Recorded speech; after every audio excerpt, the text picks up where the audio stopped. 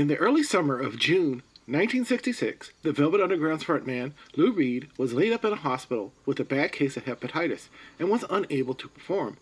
The Velvet Underground at the time was touring around the United States as part of Andy Warhol's Exploding Plastic Inevitable. This caused John Cale to take over as the band's frontman. He sang and played keyboards and the electric organ. Maureen Tucker left her drum kit and switched over to bass guitar and rhythm guitar. She had experience playing both instruments due to being in a rock band while in high school. Sterling Morrison switched over to lead guitar and shared vocal duties with John Cale. The Velvet's original percussionist, Angus MacLise, was deputized as the band's drummer.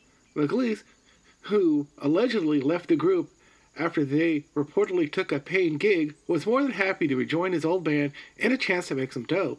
He tried to become the Velvet's full-time percussionist, but Cale and Reed told him that he was only a temporary member.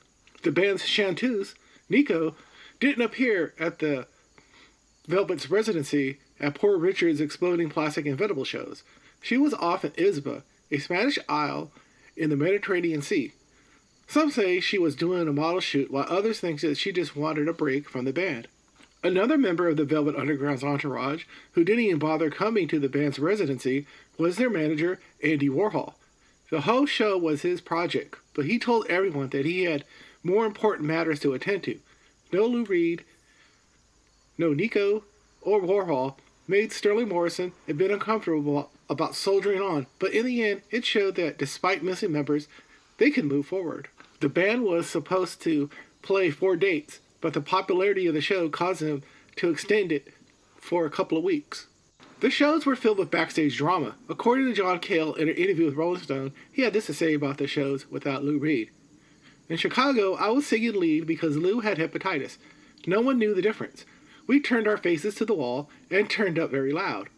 Paul Morrissey and Danny Williams had different visions of what the light show should be like, and one night I looked up to see them fighting, hitting each other in the middle of a song.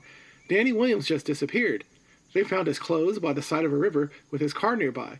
The whole thing, he used to carry this strobe light around with him all the time, and no one could figure out why until he found out he kept his amphetamines in it. The venue, Poor Richard's, was a club inside an old church that was renovated into a music hall.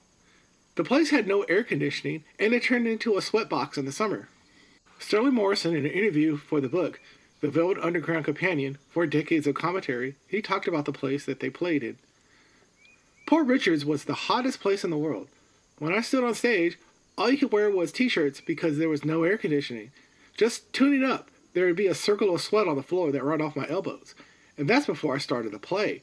The band would come in early at 11 o'clock in the morning and rehearse the whole day before the show. The music during these shows revolved around John Cale playing the keyboards and electric organ. They would play instrumental jams like the song Blue Booker T and an early version of Sister Ray.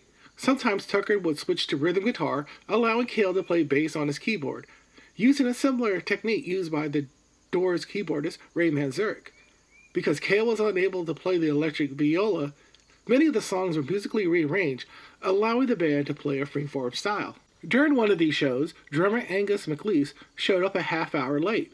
According to Cale and Morrison, Angus operated on his own schedule. Guilty about showing up late to one of the shows, he stayed a half hour after the show ended and performed a drum solo set to make up for his tardiness. In the middle of their 2-week residency at Poor Richard's, the band did a one-off show at the Playboy Club on June 29, 1966.